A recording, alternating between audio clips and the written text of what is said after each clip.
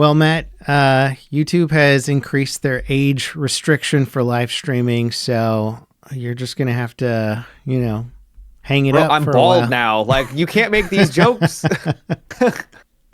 I didn't realize that 13-year-olds could stream on YouTube, and then Neither did I. someone was like, "Hey, nobody else is letting 13-year-olds stream. Maybe we should kick the age." What's the age restriction on Twitch? Twitch, I believe, is 16. So YouTube has now matched Twitch. But for a while, 13-year-olds Seems more could reasonable. just hop on there. Yeah. It seems kind The of difference crazy to between me. 13 and 16 is a lot. Like, there's a lot of development there. For real. Yeah. I just can't think of, 13-year-olds streaming on YouTube. I wonder if there's any like big 13-year-old channels now that are just like, dang shucks. it. Later, guys. I'll see you in 2 years. Yeah. I think so the rule is like they have to be accompanied by an adult now. So like if there was a 13-year-old that was making millions, now like their mom has I think to the adult, yeah. sit there and be like, "You need any milk and cookies, Timmy?" Do you get milk and cookies delivered during your live streams, Matt? Yes, by my lovely wife, Susan, who loves me very dearly. Yes. Yeah. Susan, the robot. God, there's so many movies coming out about people. Did you watch Companion? That one? No. Or The Companion, something like that. Okay. It's basically just playing out the like, hey, as soon as we get androids to like help with the house chores, they're going to become our like significant other replacements pretty quickly. Yeah, there was apparently someone who has already married their AI girlfriend.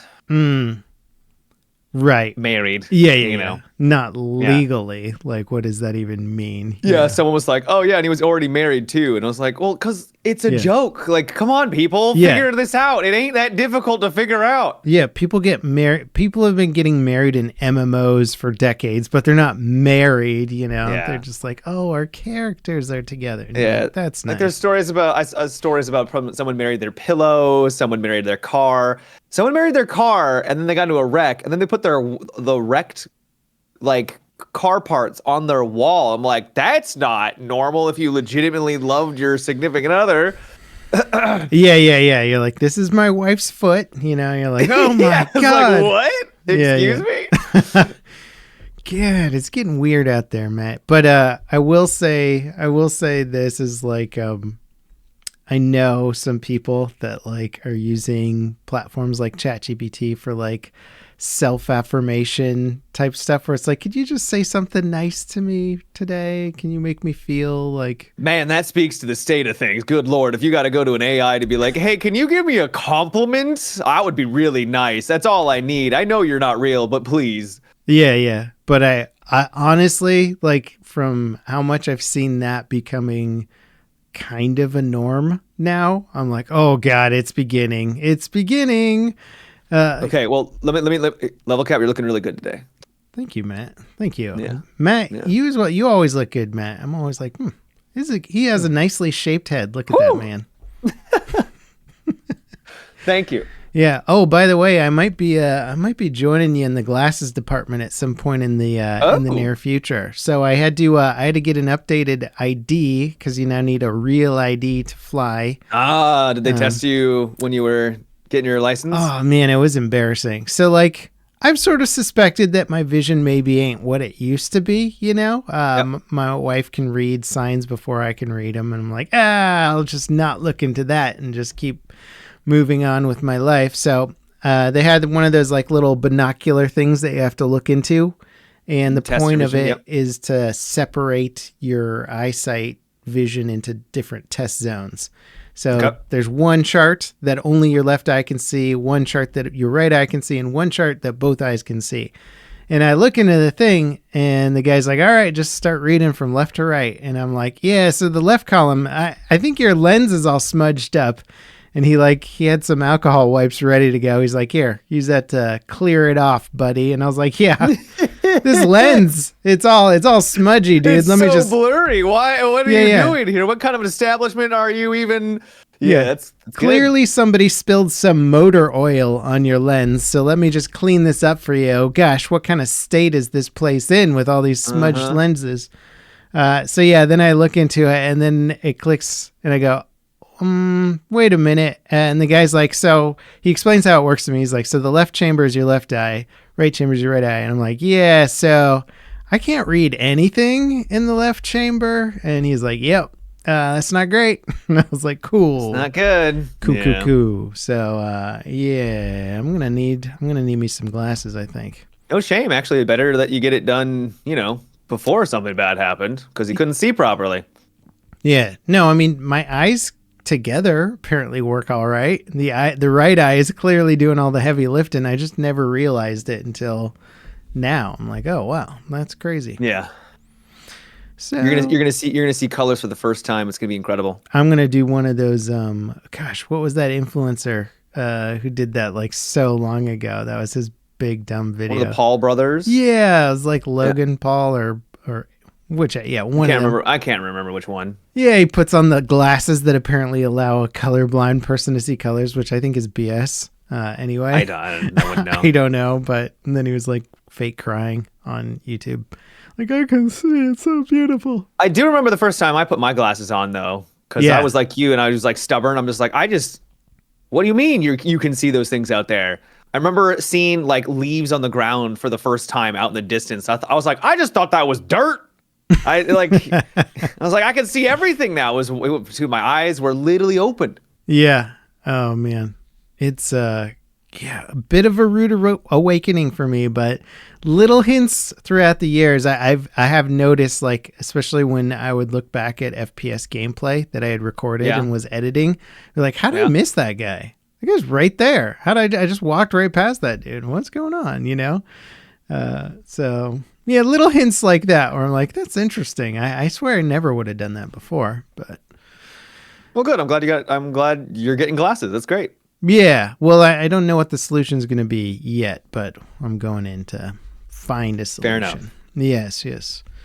I heard that some of those eye things, people were saying like some of those eye operations they have to like put a needle in your eye, and I was like, well, if that is what I have to do, then I'm just going to go blind. If you get LASIK, yeah, they literally cut your eye. Yeah. No. I'm good.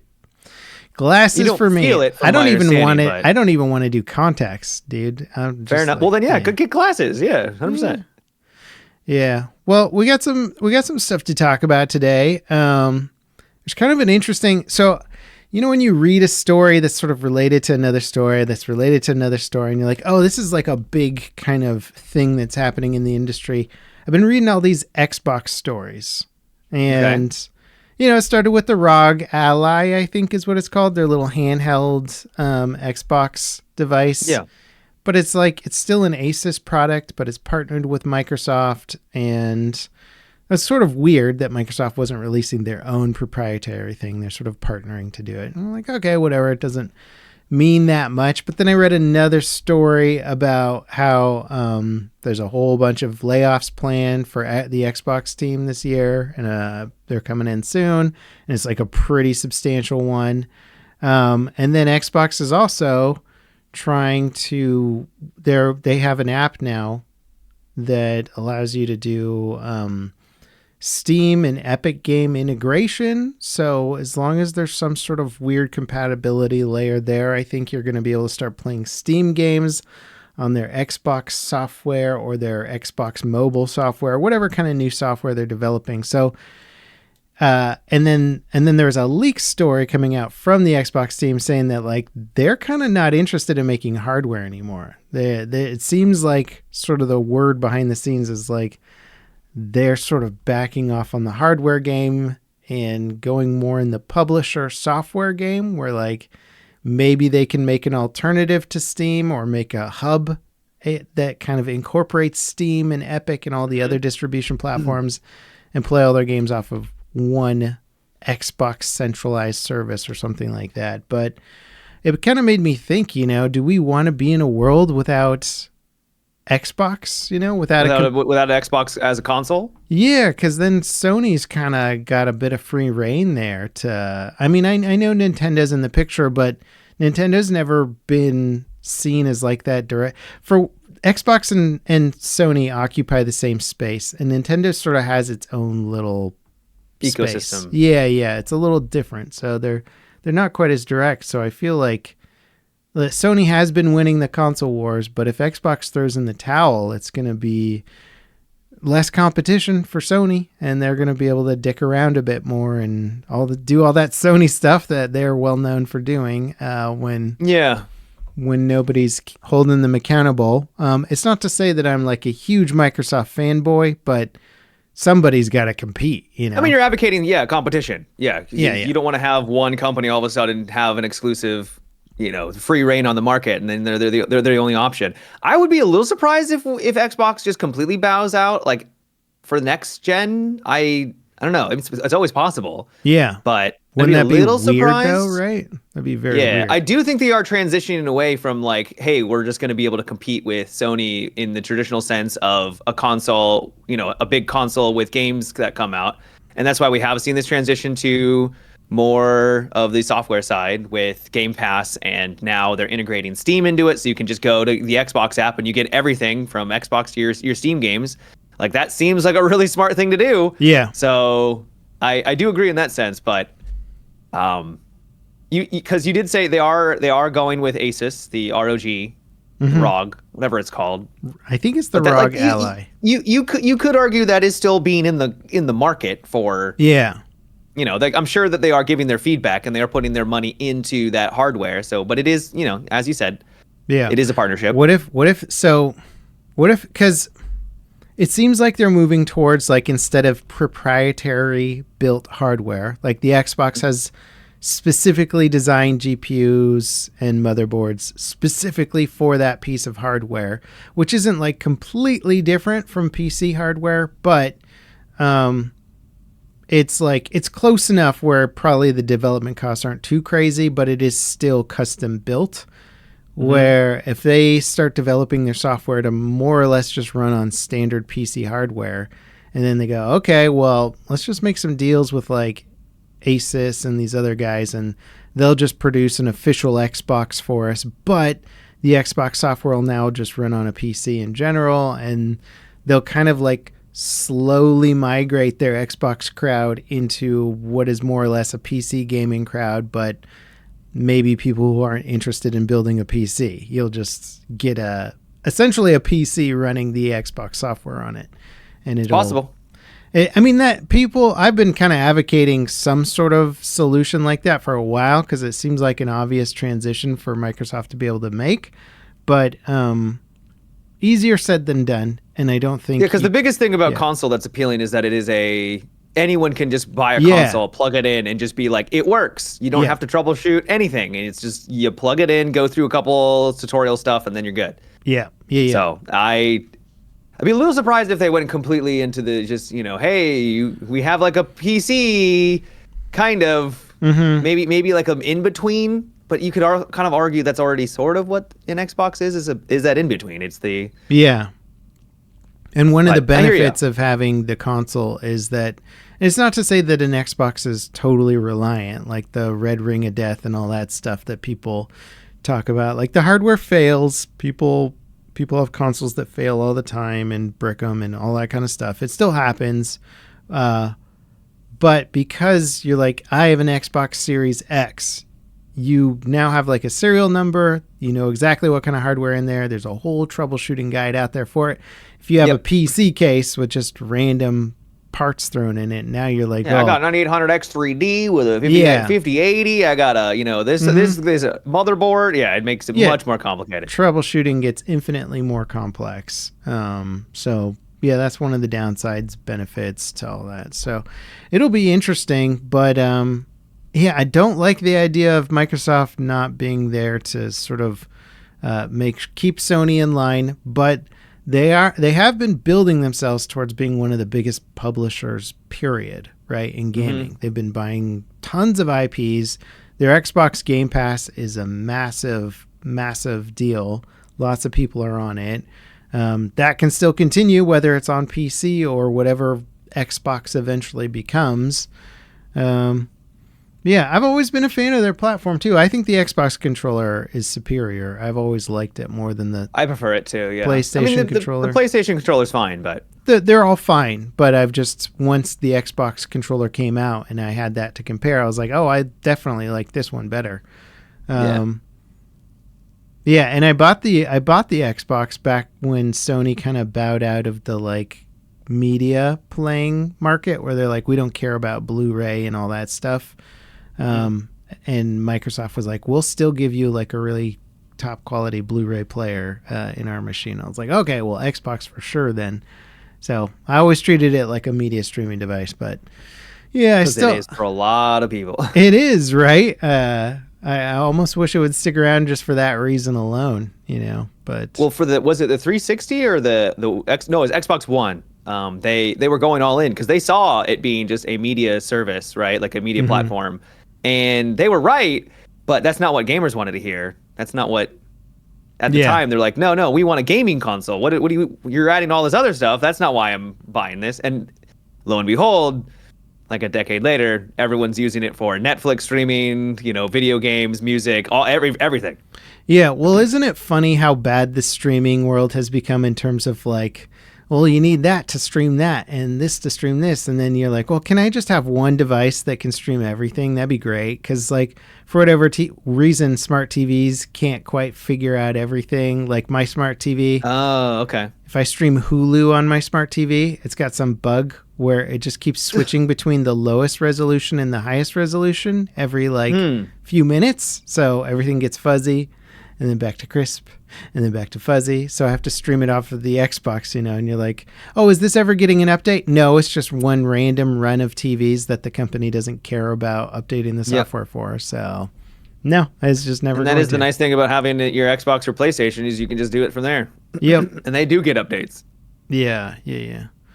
Ah, man. Did you know, isn't it? So YouTube downscales the crap out of stuff if you're not streaming on like a certified YouTube device. It's really interesting. No. So but it's only for like movies and paid for content, which is weird. Oh no, you told me that. Yeah. It looked terrible. It's like, why did I buy this? Yeah. Total insanity when it comes to streaming stuff. I thought it was interesting that have you been following any of the game? What is it called? The game preservation thing that they're trying to do in the UK right now. Oh yeah, I heard about that. Yeah, I can't remember the name of it. It's got people a bit in a kerfuffle, to say the least. Well, the pirate software guy kind of he's came the one out who's with like an opinion on on the it. Side of things. Yeah, and maybe threw a wrench in their signature thing for a little bit, but I think they're moving forward with it. I think they're building up their signatures now. Which is an interesting concept, right? The concept is to force developers to create a game in a way that allows people to play it even if their studio burns to the ground and they go out of business, right? Like I paid $50 for a piece of software. I want that piece of software to work if your servers go offline, which is it's a noble concept for sure, because we've all been in that boat before where we're like, I can't play this game anymore. Very consumer-friendly concept. Yes. Yeah. This is good for consumers. Right.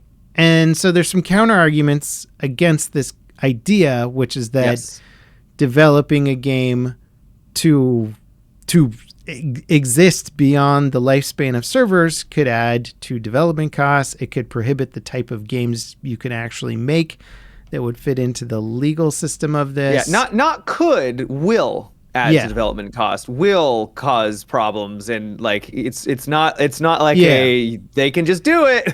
Yeah.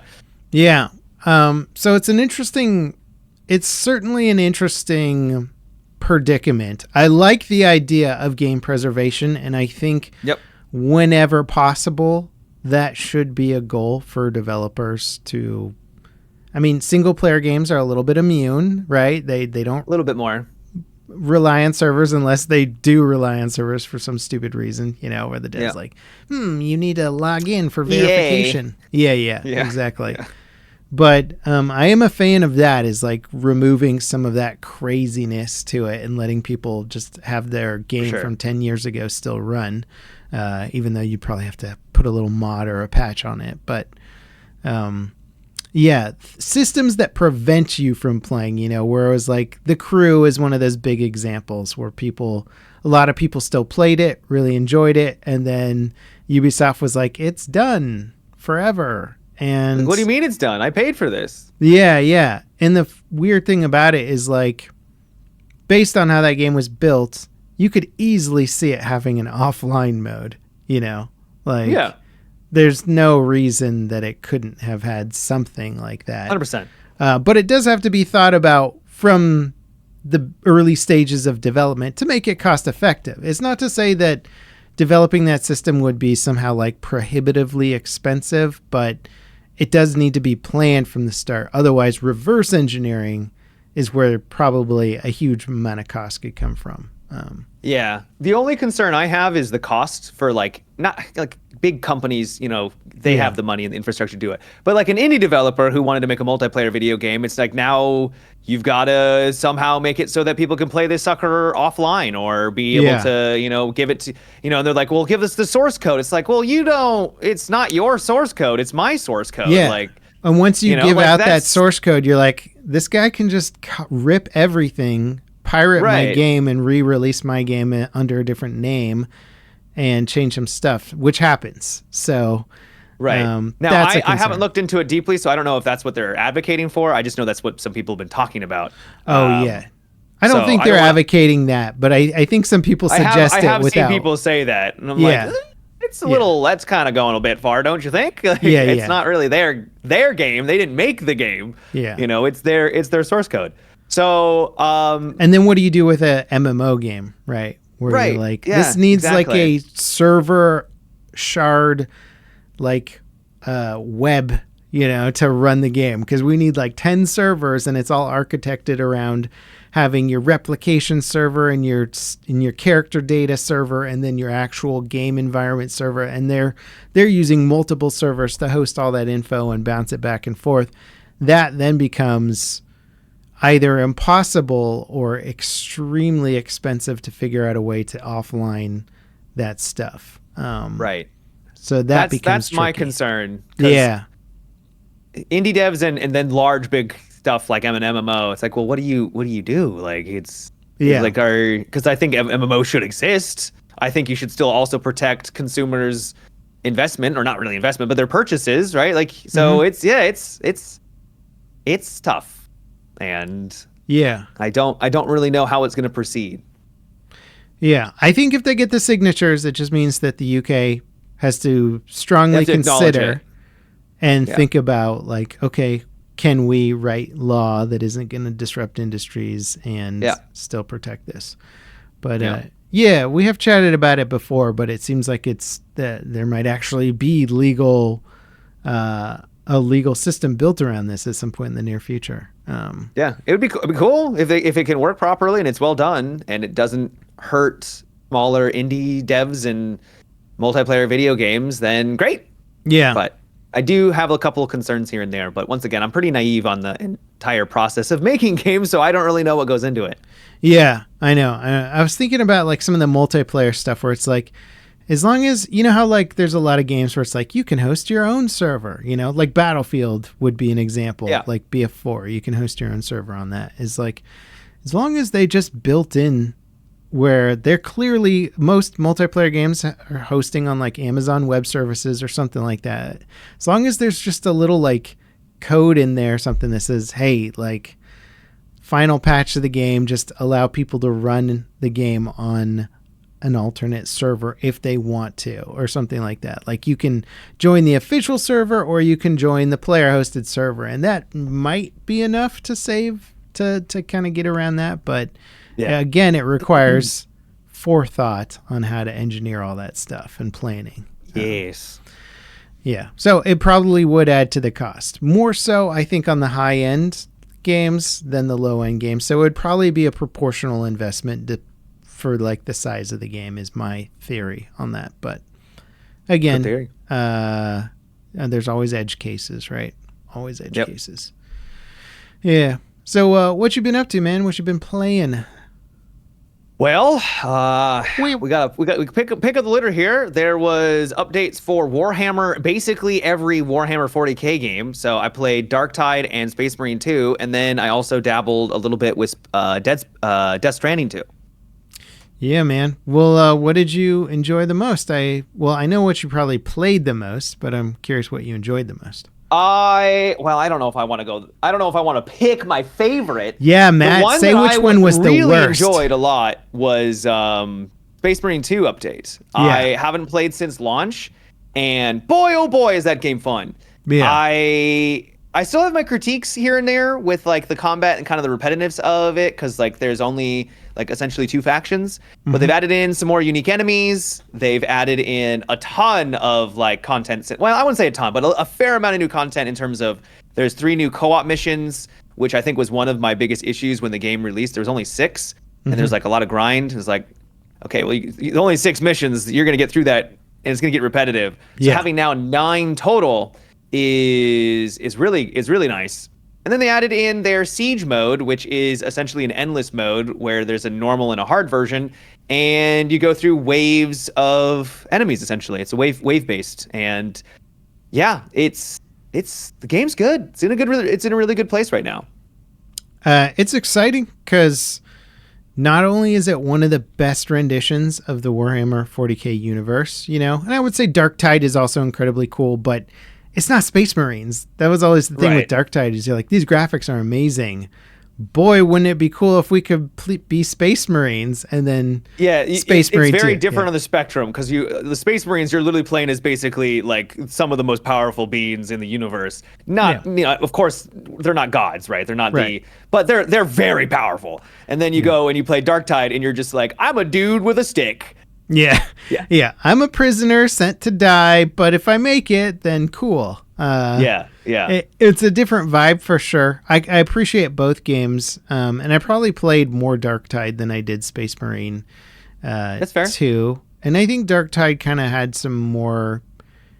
I think I liked their challenge dynamic a little more than Space Marine 2. I felt it a little more challenging and fun, but Space Marine 2 just has the cool factor. You got these giant dudes with giant miniguns and bolters and it's whatever. Also got a really cool flow state. It's a little tough, and I think they've tightened up the melee. The melee, when it came out, felt a little clunky, and it still feels a little chunk, but it's now, I feel, a bit more responsive, and they've tightened that up, which is really nice. But when you get into that flow state where you're taking some shots at some guys, they close the gap, some guy comes in, you parry them, you do a counter shot with your pistol, and then you switch to melee, and then you do more counter parries, and it's just incredible. Like, it is unbelievably cinematic.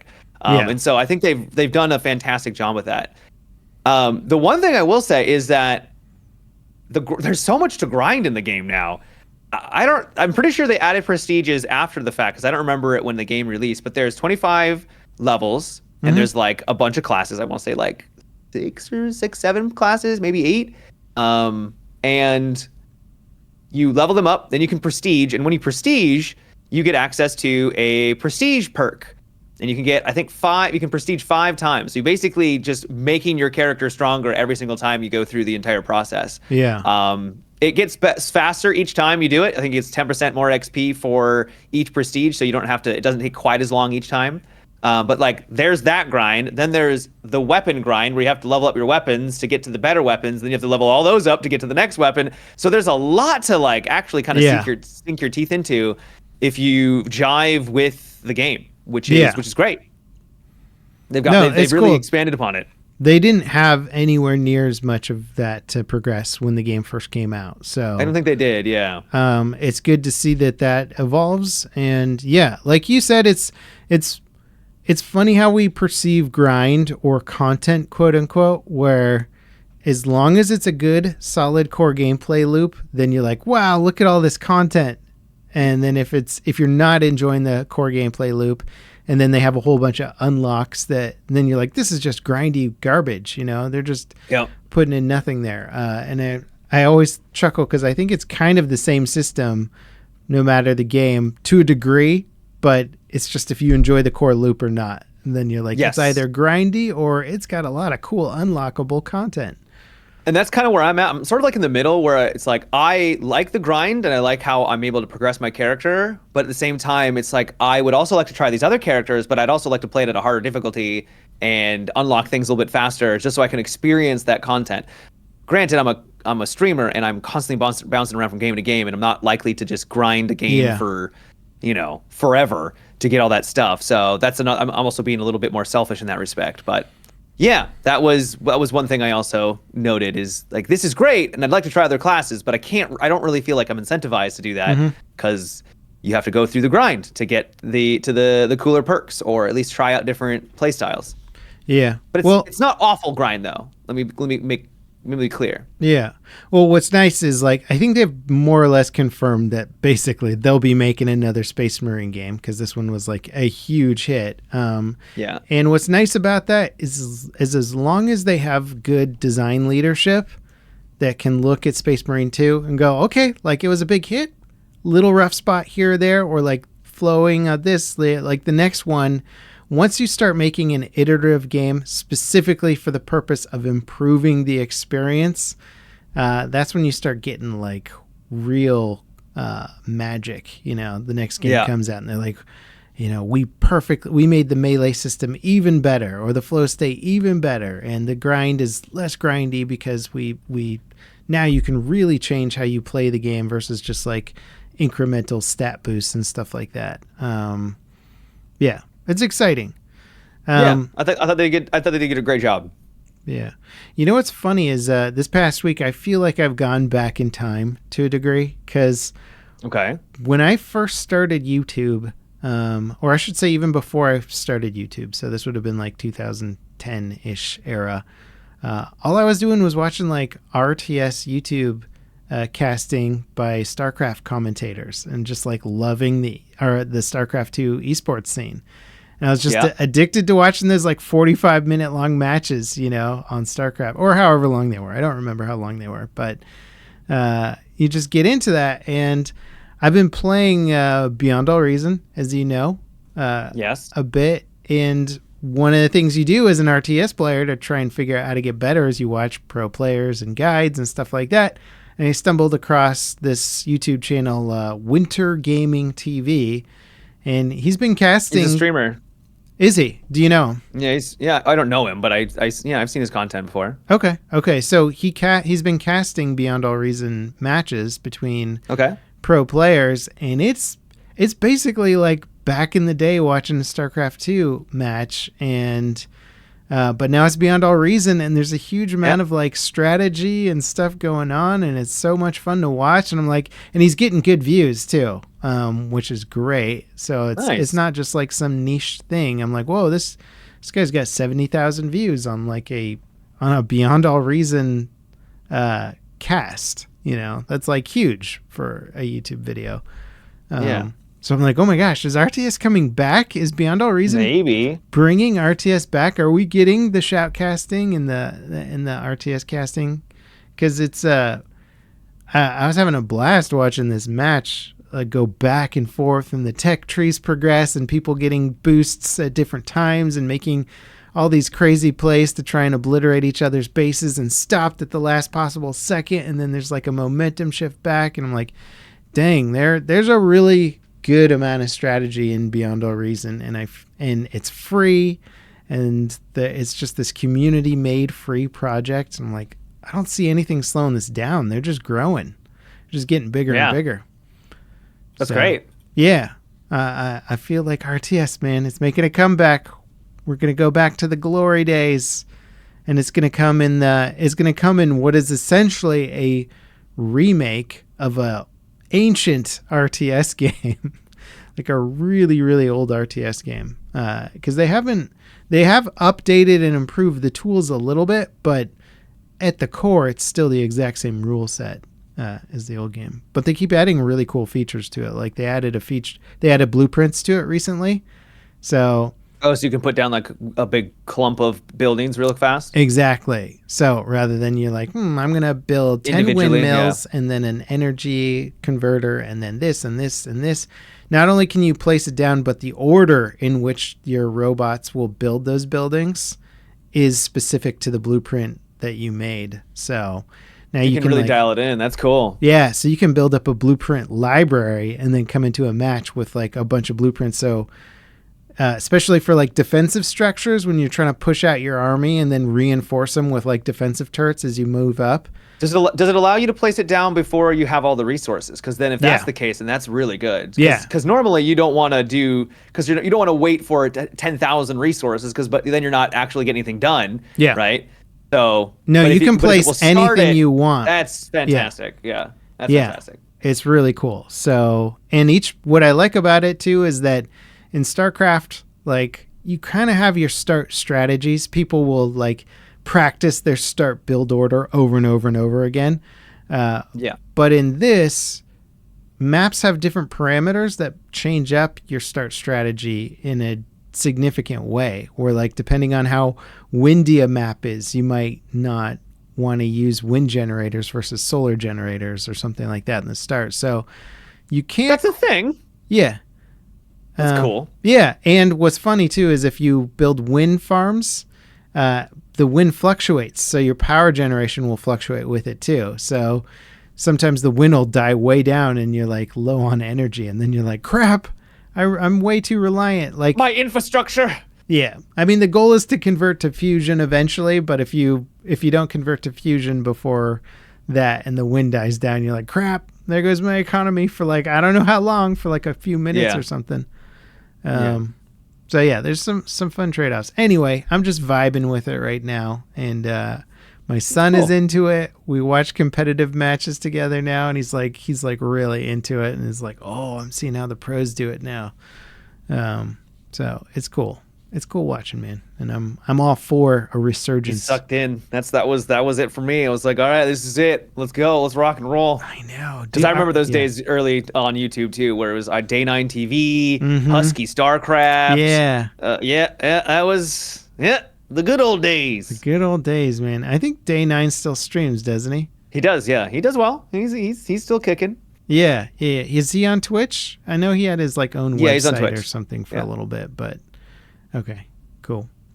Cool. Yeah, I'll have to catch one of his streams one of these days for old time's sake. Yeah. There's this Epic is in the news all the time because they're always up to stuff. They're doing stuff, you know. And sometimes it's around Fortnite, sometimes it's just around whatever they're doing with like Unreal Engine or something like that. But they have a history now of legally fighting people who cheat in their games, which is interesting. They have enough money to pursue these people legally. And so like they've sued people before, and the latest lawsuit that they just won, they won $170,000 against some dude who cheated in a Fortnite tournament. And I heard about that. Yeah. And so what's cool about what Epic does is they donate all their proceeds from these to like a children's charity where they bring games to hospitals so the kids who are stuck in the hospital can play video games. Yeah. So like, you know, they're not doing it to like make a profit per se, but they are doing it to enforce their games. And there's very few companies that actually go this far and are like, hey, you guys are ruining our games ecosystem. Well, especially considering it was a tournament, right? Yeah. And that's probably one of the ways that they were able to win is the fact that it was a tournament, and you probably have to sign some agreements and stuff like that. Yep. Because if it's just some random guy cheating on their game, I don't know if they could go after them for $170,000. Yeah, I don't know how because it's a tournament and there's money involved. Yeah. I don't know how you prove or justify that dollar amount for just cheating in a video game. But they've mostly gone after the cheat makers before. But they go after the individual cheaters, I guess, if it's in a tournament situation.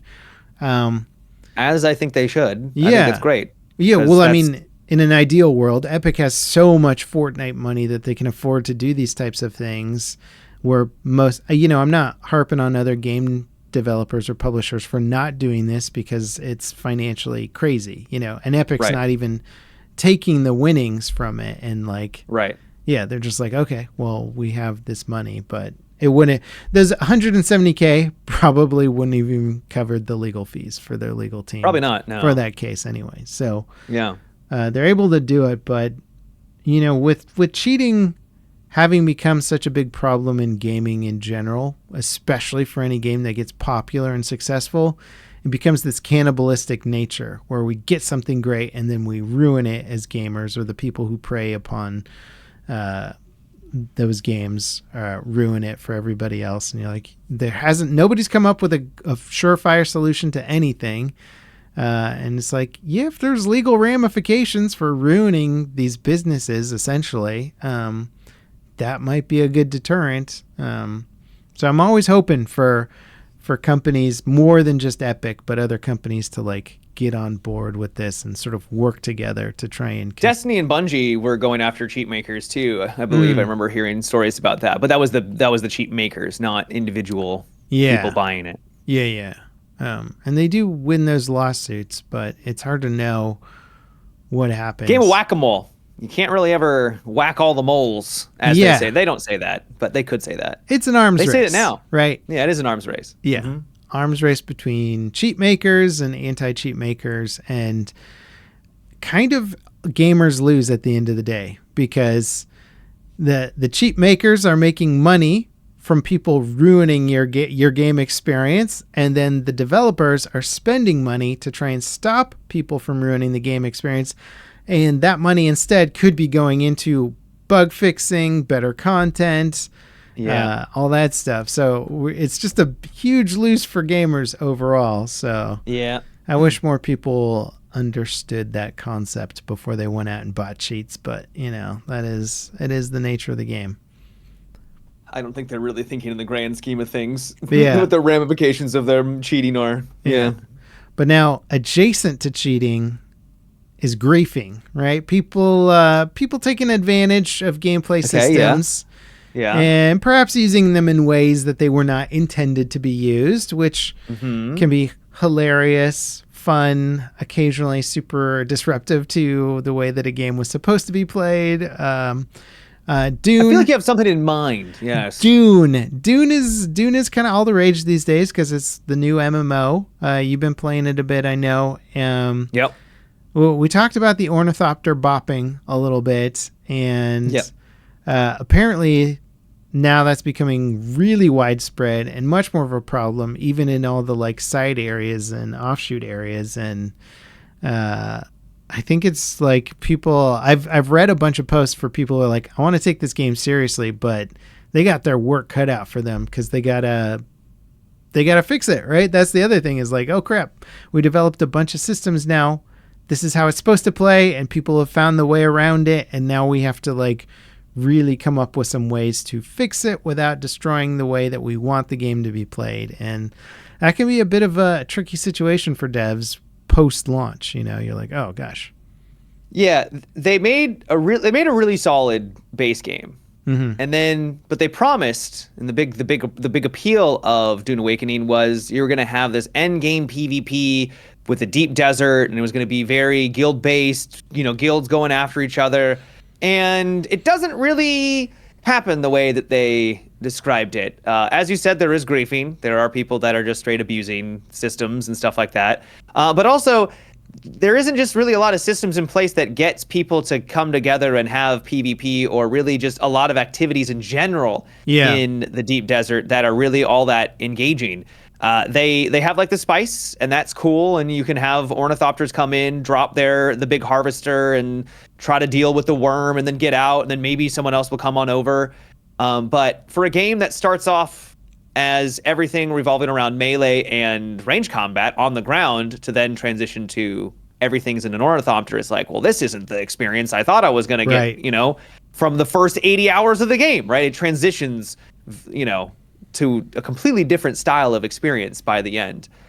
So yeah, I do agree. They have a lot that they're going to have to do.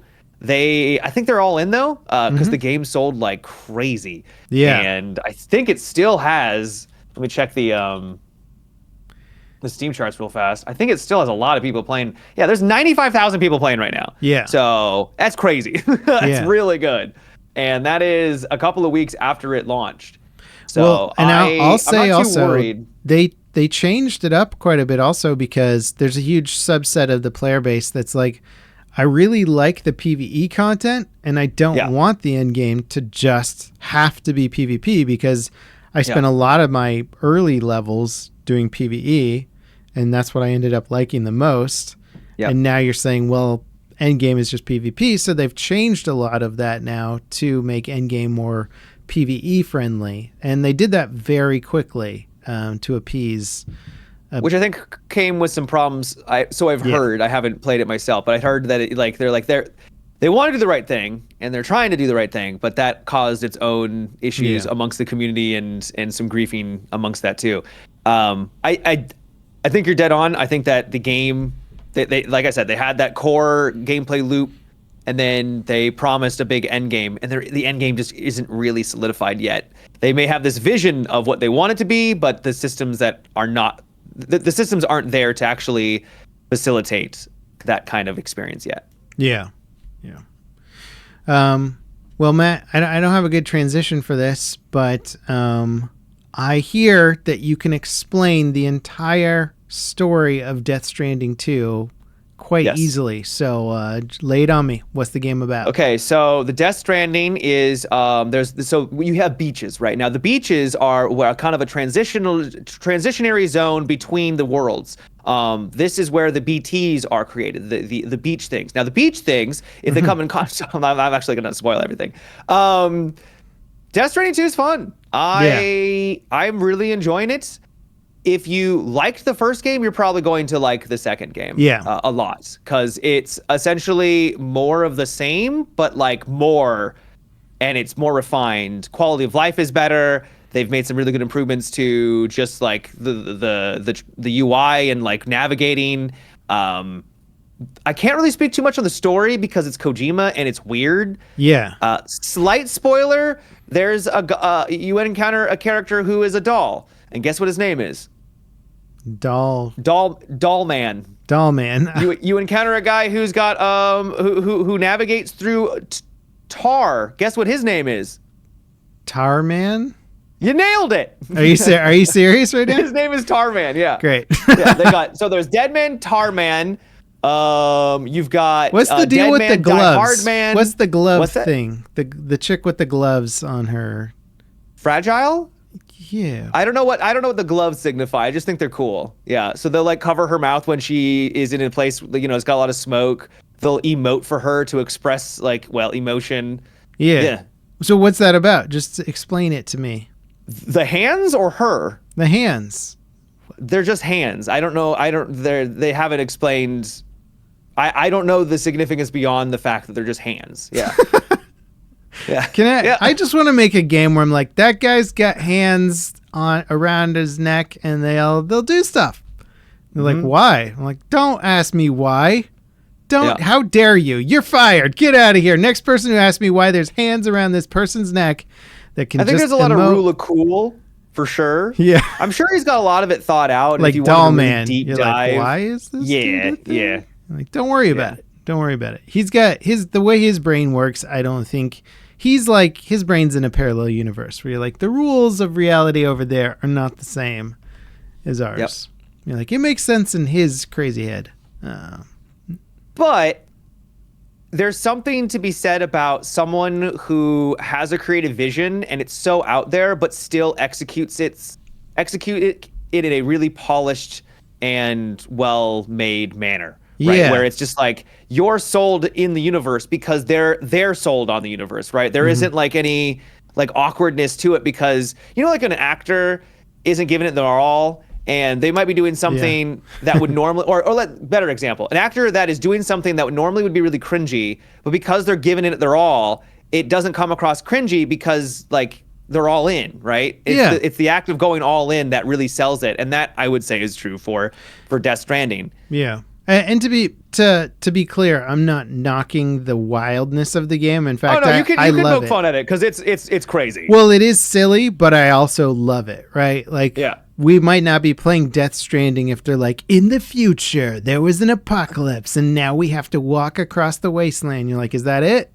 That's kind of boring, That's not as exciting. And then they go, oh, in the future, there's I don't even know. There's some tar people and parallel universe stuff going on, and you could die, and you got babies on your chest, and you're just like, what is happening? This is wild.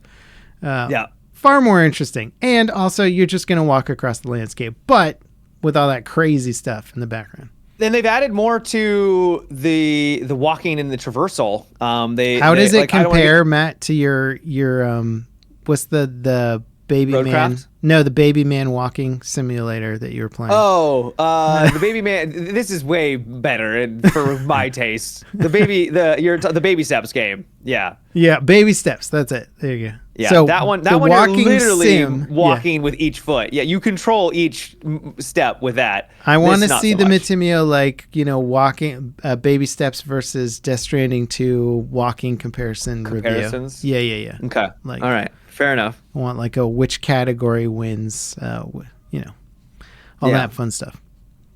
It feels like for this, because I don't have no idea. I've only streamed it for about 14 hours.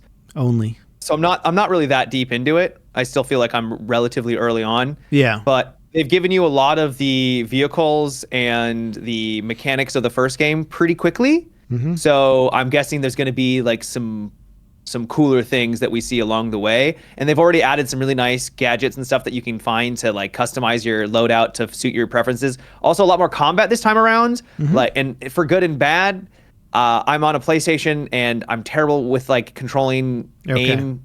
So it's tough in that respect. I'm not playing the game for the combat, but I do think it's more refined, which is nice because they give you so many more options now. Way more options in your gadgets on how you want to approach it, which is cool. So it opens it up for more play styles. How does the co-op route crafting stuff work in this one?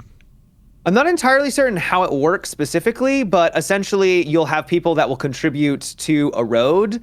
And I don't know if they're actually contributing to the road or if it's just the game being some guy kind of put resources into this and we're just going to count, his name will pop up. Mm-hmm. But in reality, we just gave you 50% of the way done with this road, right? Because it's I don't really know how it works, underneath the hood, but it does give you this sense that someone contributed to this road and it's not just you having to put all the resources into making it. There is slight spoiler, there's a monorail, so they've that's pretty early on, so I'm not really spoiling too much in that respect, but that's brand new. That was never in the first game. Mm-hmm. So there's already more infrastructure in this just with that, right? And that's at the start. The real big thing is the shared structures where the road building is big, but someone can build a bridge and that is placed by someone. And that feels much more organic in that sense, right? Because it's not like the devs put it there. That was a player. Yeah. And those do help you out. When you're on a long mission and you're trying to trek somewhere we've never been before and you come across a bridge, you're like, hallelujah. Yeah. There was no shot I was going to get across this without it, which is nice.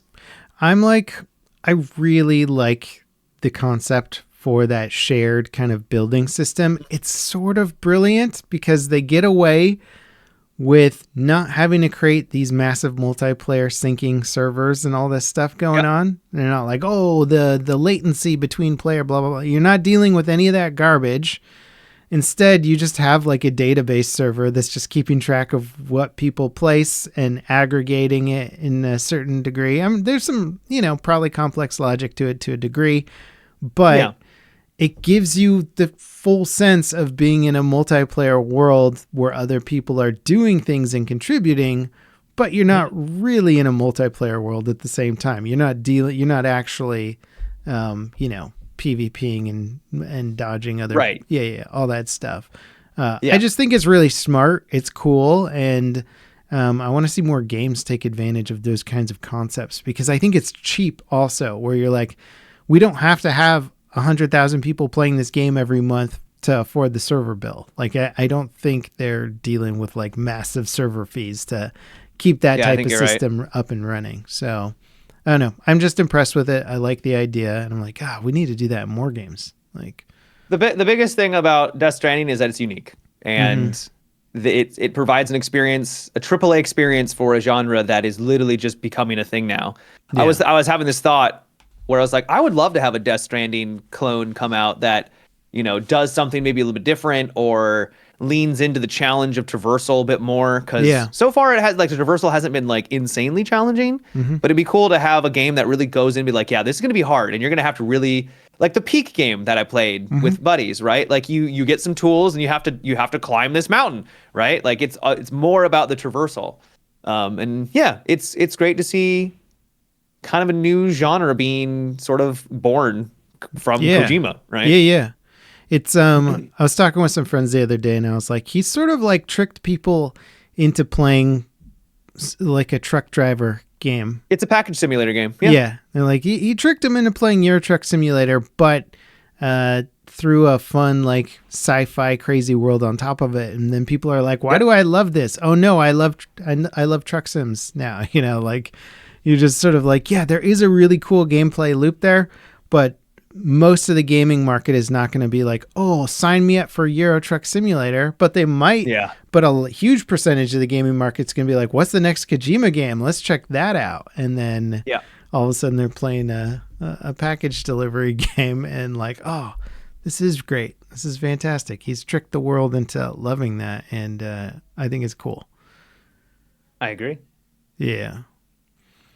Let's see. Well, I know you like to hear Star Citizen news. Star Citizen is updating their referral program, Matt. So you better start shilling the game soon so you can get all those fun referral bonuses.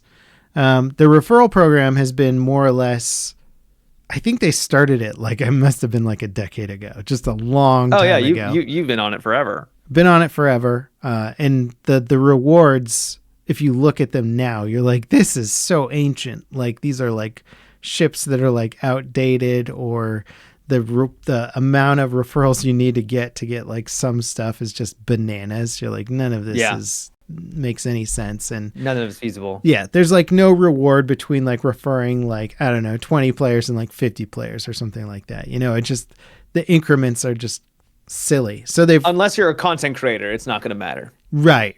So they've updated it so that the early stages are like every referral you'll get some sort of reward and stuff like that. And yeah, sure, it's better and all that stuff. Obviously, it's still geared towards getting more people into the game and stuff like that. Yep. But there's going to be some spicy new rewards on there, Matt. And what are these rewards? Yours truly is the Idris M.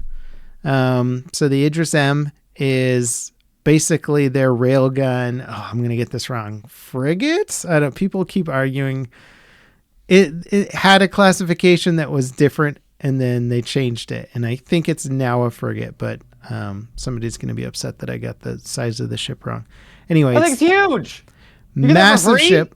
Well, I don't. If I refer enough people, I'll get the Idris M. How many people do you have to refer for that? We're finding out on July 2nd. So is this podcast dropping on July 2nd? Maybe. Is July 2nd a Wednesday? July 3rd. Okay. So yeah, we're finding out soon what the referrals are going to be in what increments, how many you have to refer. No, July 2nd. You're right. Sorry. Okay. Yeah. So you can get on board too, Matt. We can get our Idris M's together. All we have to do is refer like probably a few thousand people to Star Citizen, no problem. Okay. Does it count? You're already, because you've had your referral forever. Yeah, I don't lose those rewards. I basically just start over on the new bracket. Oh, it's a new end. Okay, so you don't keep the amount of people you've referred. I keep it in the global leaderboard score, whatever, but it doesn't give me anything. But not the new one. Yeah. Okay. So I keep my old rewards, and then I basically start off fresh like everybody else on the new bracket or whatever. Like a newbie.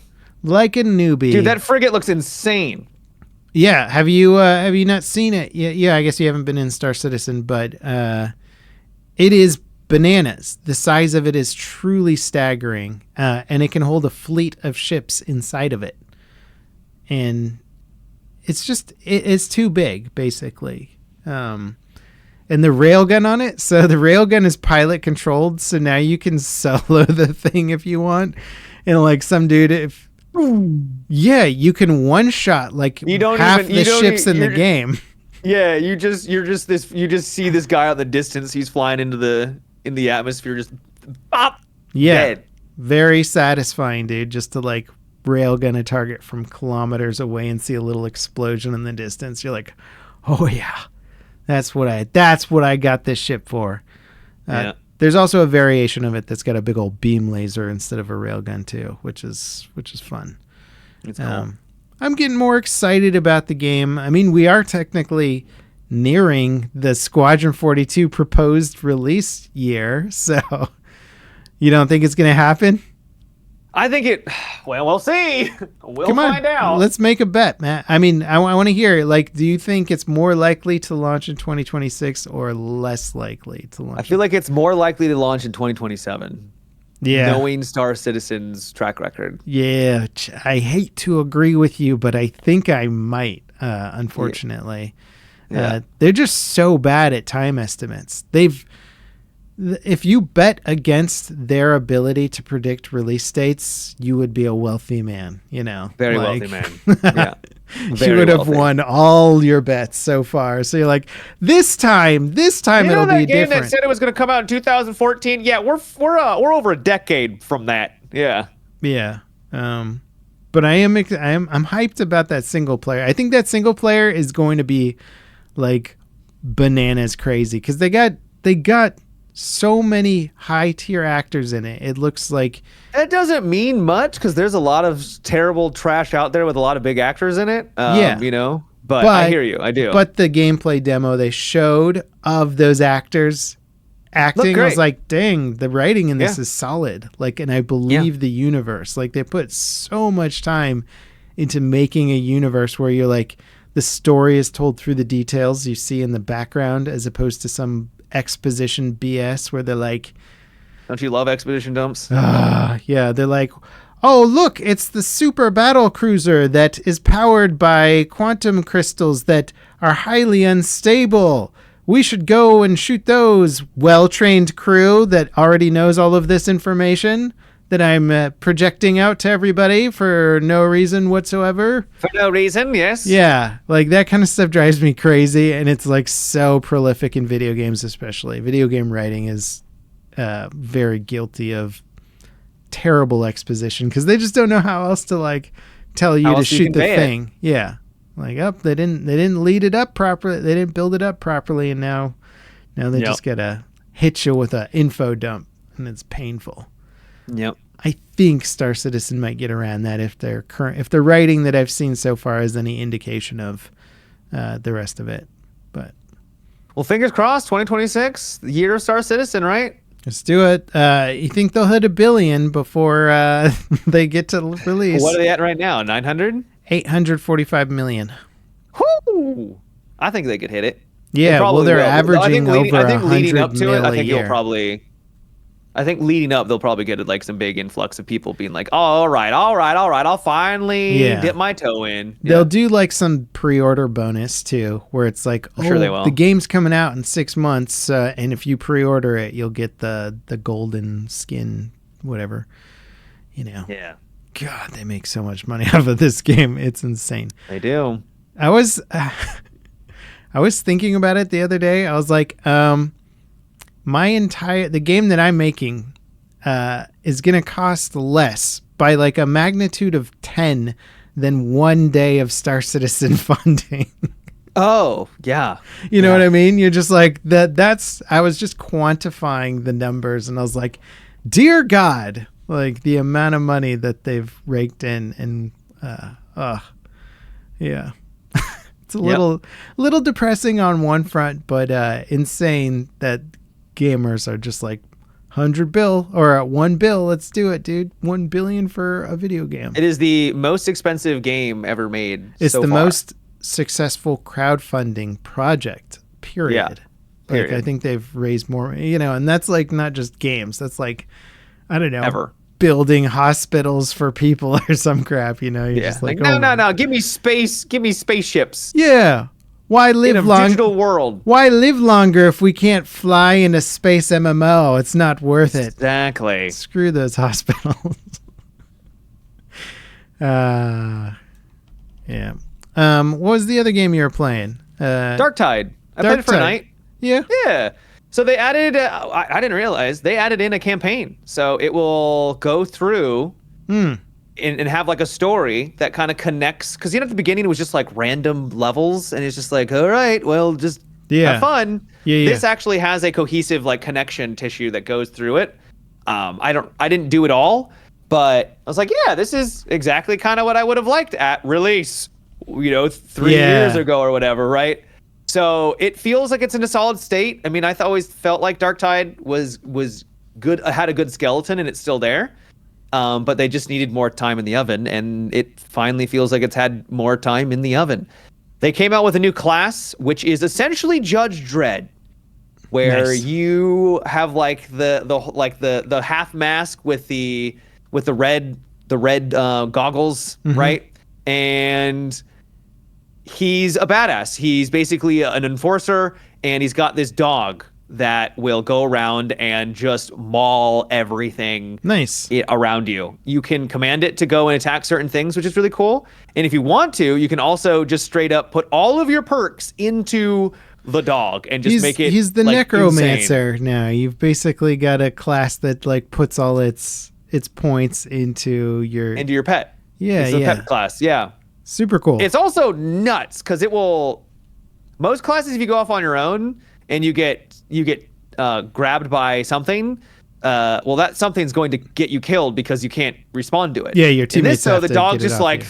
thunk, and it just even special enemies, unless they're like a big boss, I can't stun that. But it will stun pretty much any enemy that I've come That's across. huge for survival, man. Yeah. Holy yeah. crap. So as long as you're able to deal with the little guys, you can send that on to one of the larger ones, and you've got basically a free kill against it. So it's a really good companion to have, pun intended. Yeah.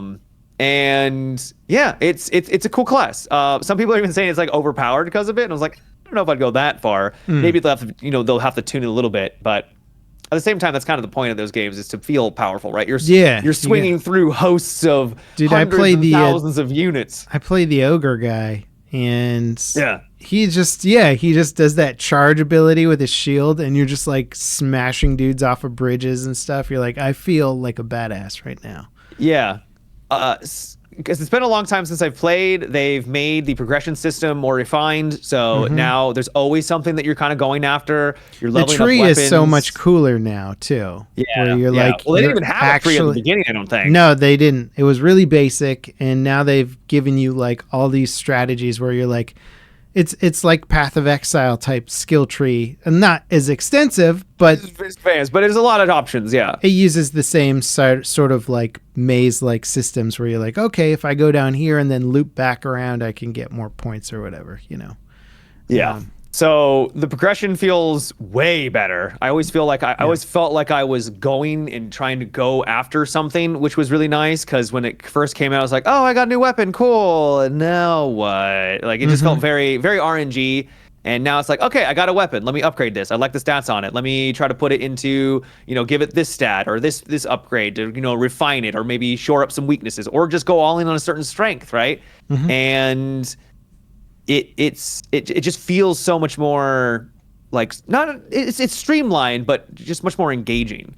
And I just felt like for a game like that, which you're meant to just go again and again and again and again against these hordes, it's nice to have a reason other than just the gameplay loop to kind of keep you engaged. So I thought they did. I think they've done a good job.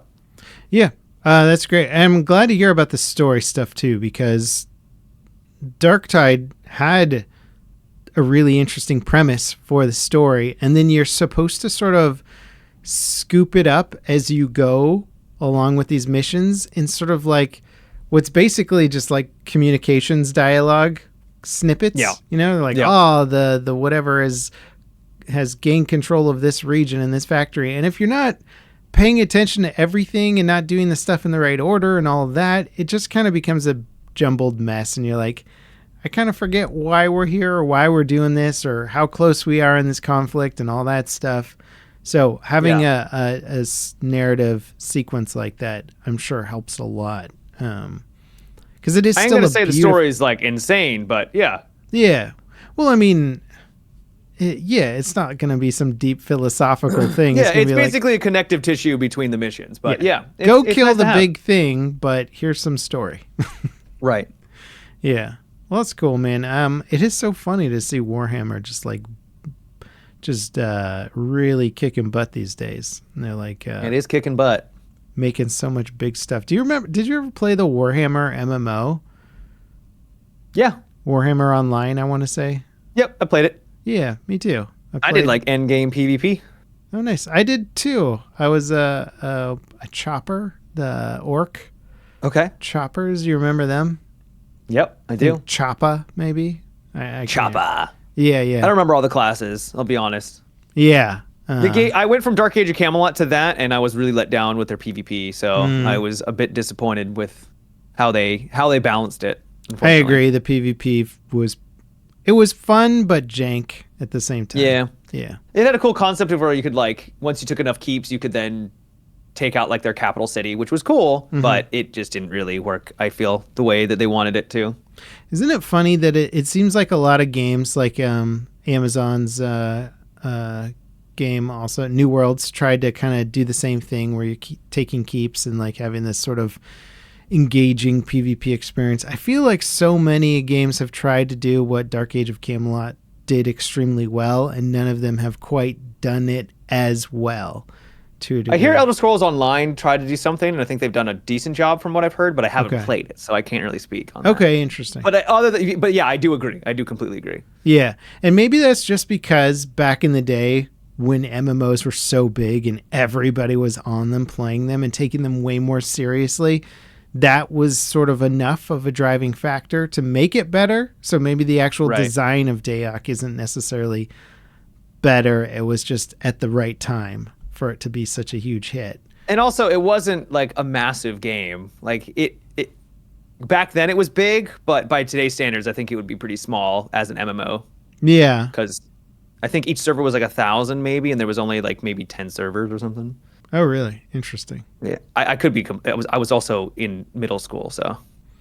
Yeah, no, but I didn't play it that much, but I watched my roommate play it a bit in college, and he was just like, he was showing me the like power discrepancy between players that there could be, and I was like, whoa, that's awesome that you can like just be like a demigod amongst mortals and just like smashing them away. I'm like, oh, that's cool.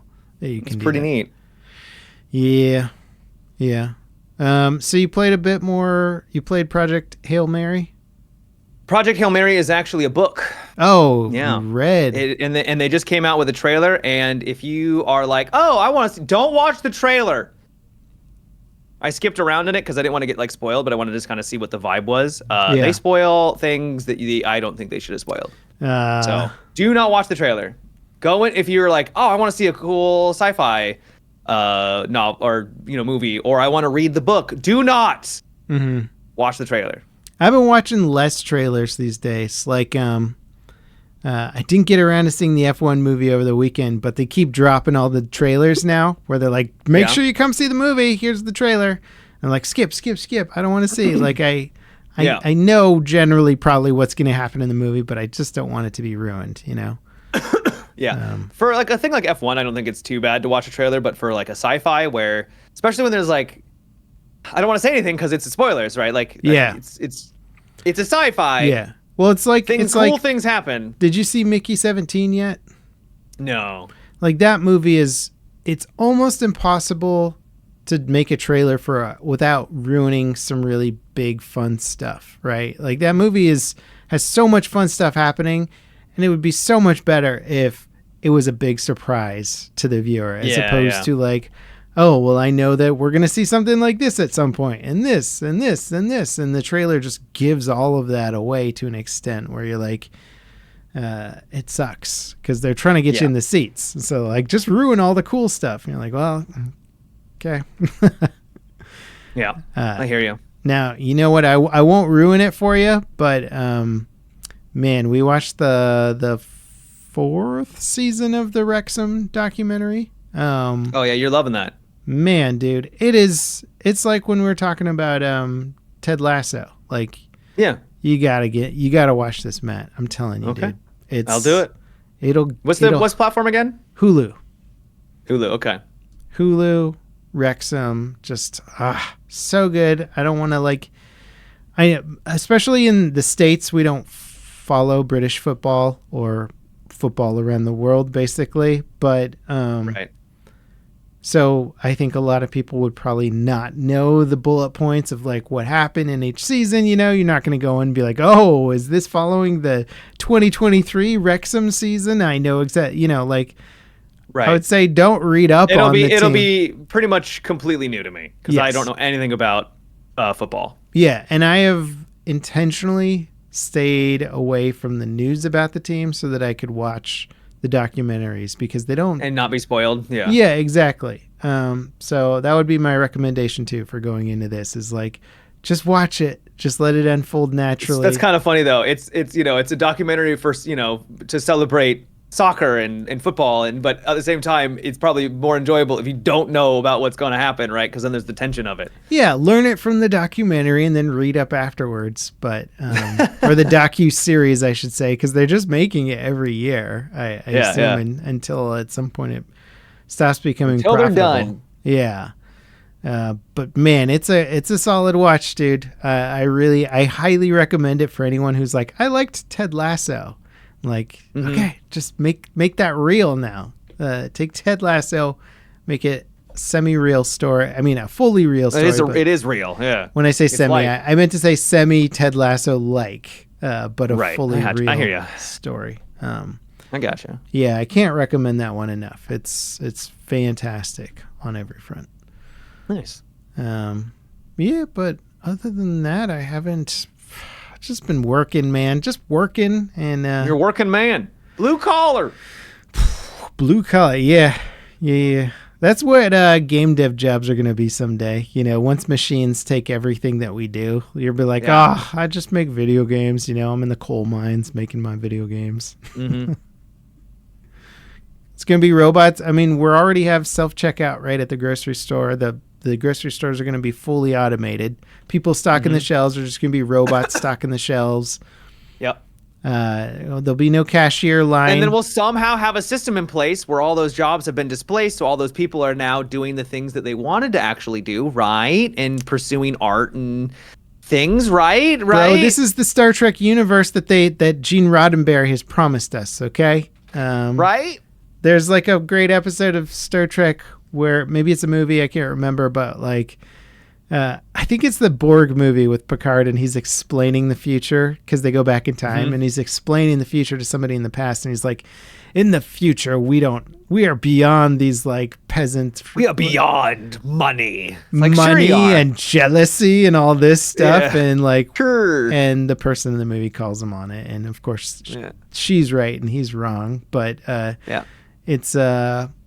it's a fun idea, obviously, that we could progress society to this point where everybody's just like, I want to be an artist, and you can just do that now. Just be an artist, yeah. Just be an artist. Follow your passion, your craft. You know, you can be an author. You can be a bad author. It doesn't matter. Like, it's all right. As long as you're doing what you want to do, you don't even have to. Yeah. Fun idea. Obviously, many flaws with it, but yeah. Many issues you'd have to work out to be able to get a system like that working. Yeah. What the best thing about Star Trek is they never really delve too deep on the concept. Because there's no way for you to be able to prove that it would work, right? Like, you could be idealistic about it, but yeah. Yeah. They'll delve here and there, especially on some of the spin-off series where they like poke holes in this whole idea, and of course it completely unravels the second you look at it in any more detail, but you're like, wait, so is this communism? And they're like, don't worry about it. Don't worry. Yeah. don't look at the man behind the mirror, behind the curtain. Stop. Yeah. Anyway, just me being a nerd. Being a nerd. You get to wrap up the pod there? Anything else you want to chat about? Yeah, that sounds good. All right. Well, everybody, thank you so much for dropping by the podcast. If you want to support us further, you can check out our Patreon, linked in the description. If you become a Patreon member, you can watch the podcast live and join us for a post-podcast show where we talk about whatever we want. And it's a good time. Otherwise, thanks for watching. Give us all the like and subscribe and whatever your platform that you're listening or watching on does, and that'll help Matt afford all the research he does every week to give you guys invaluable advice. Take it away, Matt. All right, so this week my advice is real deer in a headlight. We gotcha. Let's see here. Make sure to stretch. Drink lots of water. Make sure you go for walks outside. Get some sunlight. If you're not getting enough sunlight, make me have some vitamin D. Metamucil is also great for the digestive system. Maybe some yogurt too for those, the probiotics. What else? You're welcome. There you go. That's pretty. Thanks for pretty watching. Solid. Yeah. Eat your vegetables. You know what? I had a good couscous salad over the weekend. Oh, that sounds lovely. And I was like, dang, man, if I could just have a couscous salad as quickly as I could make any meal, I'd eat this all the time. This would Too be bad like you can't. I know. Isn't it crazy that the difference between sometimes eating healthy and eating unhealthy is like minutes The time. of preparation? You're like, this will take me 5 minutes to make, where this I could be eating in like 30 seconds to a minute, right? Yep. Yeah, I know how that feels. We are doomed as a civilization. All right, everybody. Thanks for watching. We'll catch Take you care. next time. Bye-bye.